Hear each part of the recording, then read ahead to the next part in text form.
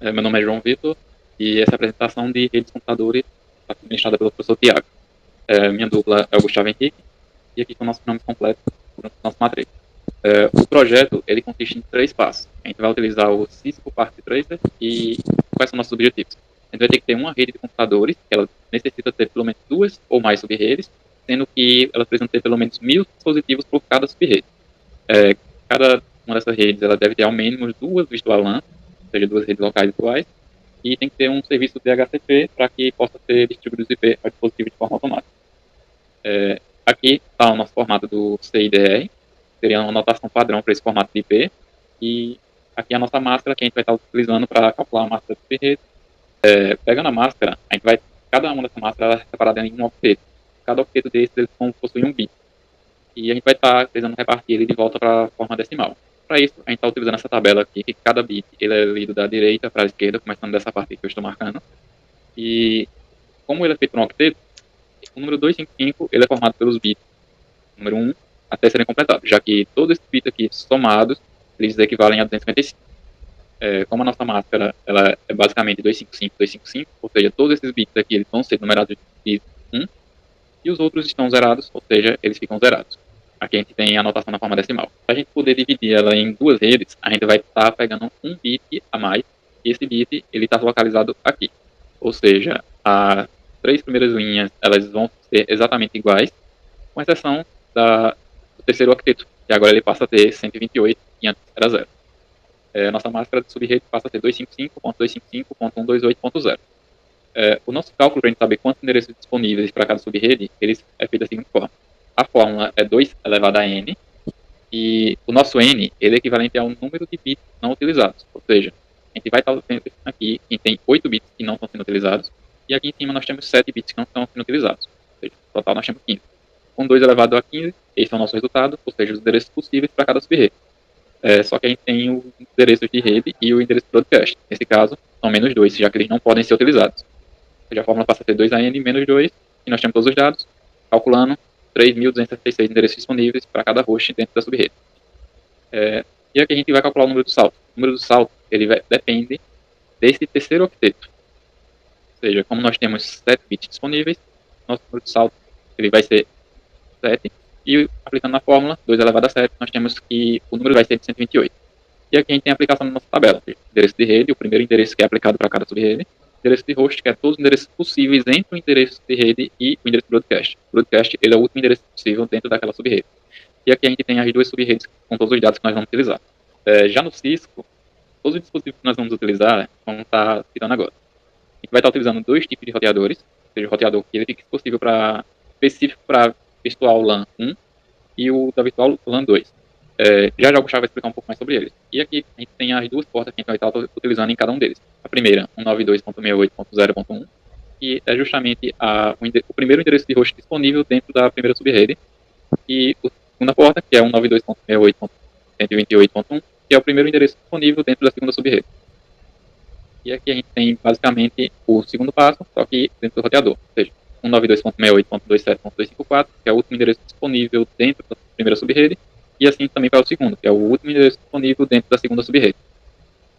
Temos o switch. O switch ele foi dividido da porta 1 até a 12, especificamente para a Virtual LAN 1, e da porta 13 a 14 para a Virtual LAN 2. Vamos utilizar os 2 switches e também os servidores de DHCP. Os servidores de DHCP eles foram utilizados para atribuir o endereço IP de forma automática para qualquer dispositivo que esteja dentro da rede. Para isso, a gente teve aqui a subrede 1, que já foi citada agora há pouco, e ela foi dividida para o Virtual LAN com o primeiro endereço seguinte ao anterior, no caso foi o do roteador, e seguindo a ideia do primeiro, a gente tem o segundo. Isso se repete também da mesma forma para a segunda subrede, só que nesse caso com os dados da segunda subrede, ou seja, todos esses dados que a gente está utilizando aqui em cima.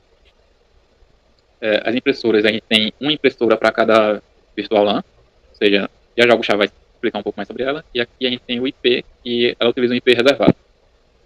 Os computadores, a gente tem 3 computadores dentro da primeira Virtual LAN, e na segunda Virtual LAN, 2 computadores, cada um com o seu devido endereço de DHCP. E agora o Gustavo vai explicar um pouco mais sobre as redes no Cisco. Olá, sou o Gustavo e eu vou dar continuação à explicação aqui. O João Vitor já deu uma visão geral sobre todo o nosso sistema, já falou de todos os dispositivos que tem, e eu vou dar uma explicada aqui. temos a primeira subrede, que ela está aqui, nessa parte. E nessa subrede, como já foi dito anteriormente, tem um switch que vai conectar todos os dispositivos. E dividimos ela em duas VLANs. A VLAN padrão, que seria a VLAN 1, e a VLAN 2, que foi a que a gente criou. Essa divisão é feita no switch. Se a gente entrar aqui no switch, a gente vai ver na parte de configurações VLAN, que tem a VLAN 1 default e a VLAN 2 foi a que a gente criou, que nomeamos ela como VLAN 2. Como foi dito pelo João, do endereço da porta 1 até a porta 12 continua sendo VLAN 1, e quando passa para 13 já é VLAN 2 e segue até a 24. Na VLAN 1 temos conectados servidor de DHCP, impressora e computadores. Na VLAN 2, servidor de DHCP e computadores. Faz-se necessário conectar DHCP para as VLANs específicas, já que uma não se comunica com a outra. Então, se a gente quer um endereço IP dinâmico, precisa de um DHCP, um servidor DHCP para cada uma das VLANs. Essa coisa se repete na rede 2, só que diminuindo que tem um computador a menos em cada VLAN. Mas é praticamente a mesma coisa. Aí nos roteadores tem detalhes, né? Para você fazer a comunicação entre uma subrede e outra. Como são duas VLANs, se faz necessário dois roteadores. O roteador 1, que é esse onde eu estou passando o mouse aqui, ele é para a comunicação da VLAN 1 de uma subrede com a VLAN 1 de outra subrede. Por quê? Bom, se a gente entrar no roteador aqui, a gente vai ver que tem uma parte de VLAN também. E o default, né, o padrão, já vem a VLAN 1. E como a gente fez para se comunicar, né? A porta que está conectada a esse roteador aqui é no switch a giga 1, essa, e no roteador a giga 0. A gente precisa, para essa comunicação ocorrer, dar um IP para esse roteador. E no caso a gente deu o IP inicial dessa primeira rede. E na outra porta, que é a porta que conecta com a rede 2, que é a porta 1 nesse caso, a gente deu o IP inicial da rede 2. Ou seja, ele tem o IP da rede 1 e da rede 2 para que possa ocorrer a comunicação. Aí na VLAN 2, para ocorrer a comunicação entre a VLAN 2 tem que ter uma sacada. Porque, como é a VLAN 2, e por padrão o roteador já vem na VLAN 1, como eu mostrei, a gente tem que criar uma VLAN 2 aqui no roteador também. E atribuir no switch que essa porta que a gente está tendo comunicação com o roteador é VLAN 2 também. Aí vamos ver aqui no switch da rede 1. Foi atribuído para esse roteador aqui, ó, foi atribuído a gigabit 02. A gente tem que definir aqui na VLAN que é VLAN 2, porque senão não vai ter comunicação. Mesma coisa nesse roteador da rede 2. A gente precisa, na porta onde está conectado o roteador da VLAN 2, definir que é VLAN 2. E no outro continua sendo o padrão, VLAN 1. A partir daqui já tem conexão entre eles, né? Dá para ver aí na tela todos os endereços IPs que estão em cada um dos dispositivos. E no roteador tem o endereço de uma porta e o endereço da outra porta. Em sequência aqui. Porta 0 e porta 1. Bom, eu preparei uns cenários aqui. Que o primeiro cenário é a VLAN 1 tenta se comunicar com a VLAN 1 da outra subrede. Depois um computador da VLAN 1 tenta se comunicar com o computador da VLAN 2 da outra subrede. Depois um computador da VLAN 2 tenta se comunicar com o computador da VLAN 2 da outra subrede. E um computador da VLAN 2 tenta se comunicar com o computador da VLAN 1. Para ver se é possível ou não essa comunicação. Vamos iniciar aqui a simulação. Deixei no mais rápido possível, que é para que a gente tenha uma apresentação rápida aqui.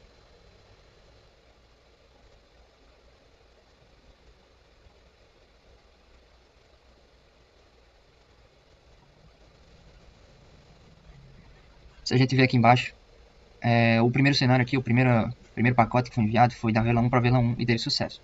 O segundo foi da VLAN 1 para VLAN 2 da outra rede e falhou.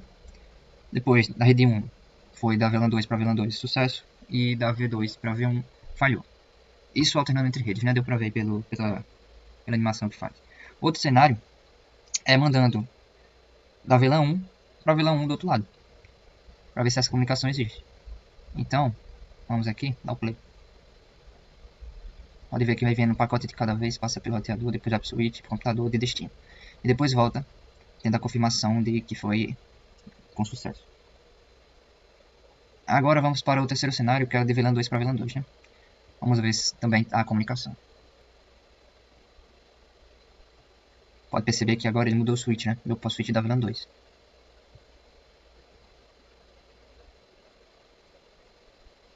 E bom, com isso conclui-se todos os pacotes e todos com sucesso. Dessa forma, mostra que é necessário roteadores diferentes para cada VLAN, E caso não haja VLANs, né, só precisa de um roteador ligando as duas subredes. E a nossa apresentação é essa. Valeu.